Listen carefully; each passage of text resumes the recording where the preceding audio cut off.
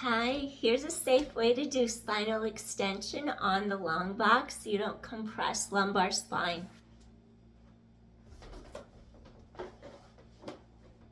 Hip bones stay firm on the front of the box. Rotate, external rotation, activate glutes, work those thighs.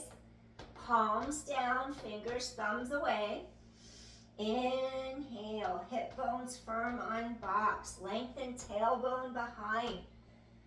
Exhale, lift to help support your spine more. Avoid leading with head and neck. Lift up your heart. Pull heart through arms.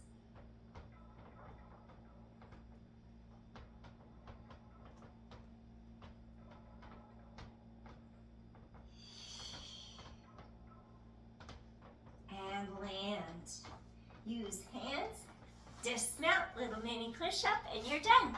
Peace. Downward dog rising.